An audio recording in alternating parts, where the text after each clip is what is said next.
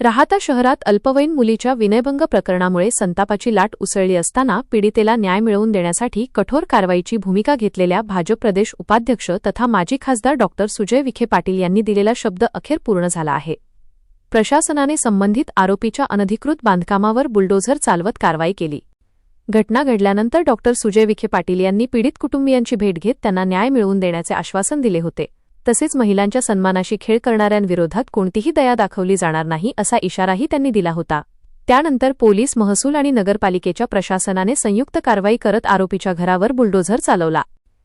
या कारवाईमुळे राहाता शहरासह संपूर्ण तालुक्यात कायद्याचा धाक निर्माण झाला असून महिलांच्या सुरक्षिततेबाबत प्रशासन गंभीर असल्याचा संदेश गेला आहे. गुन्हेगार कोणताही असो त्याला कायद्यापुढे झुकावेच लागेल, ही भूमिका या कारवाईतून अधोरेखित झाली आहे. डॉ. सुजय विखे पाटील यांनी याप्रसंगी प्रतिक्रिया देताना सांगितले की पीडितेला न्याय मिळवून देणे आणि समाजात सुरक्षित वातावरण निर्माण करणे ही आपली जबाबदारी आहे. महिलांवर अत्याचार करणाऱ्यांना कोणतीही माफी नाही. कायद्याच्या चौकटीत राहून अशा प्रवृत्तींवर कठोर कारवाई व्हायलाच हवी.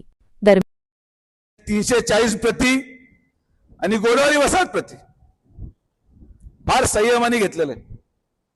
प्रत्येक मुलीची सुरक्षितता ही सुजय विखेची जबाबदारी आहे. मी तुम्हाला सगळ्यांना शेवटची विनंती करतो, शेवटची. याच्या पुढे जर, मी परत सांगतो, मराठीत ऐकून घ्या, याच्या पुढे जर कोणीही या सगळ्या भागांमध्ये मुलींची छेड काढताना सापडला, कोणीही या भागांमध्ये कुठल्याही प्रकारे मोठे गुन्हे किंवा कृत्य करायचं सापडलं तर स्वतः आतमध्ये जेसीबी घेऊन घर पाडून टाकायला शब्द पण सुजय विखेचा. मी जे बोलतो ते तुम्हाला करतो, लक्षात घ्या.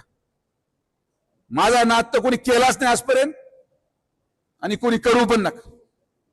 जिथं आमच्या माया बहिणींची सुरक्षतेचा प्रश्न येतो, मी तुम्हाला माझ्या मुलीची शपथ घेऊन सांगतो, मी तुम्हाला सोडणार नाही.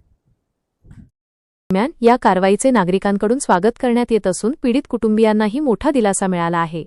वृत्त संकलन विभाग, विजन प्लस न्यूज, राहाता.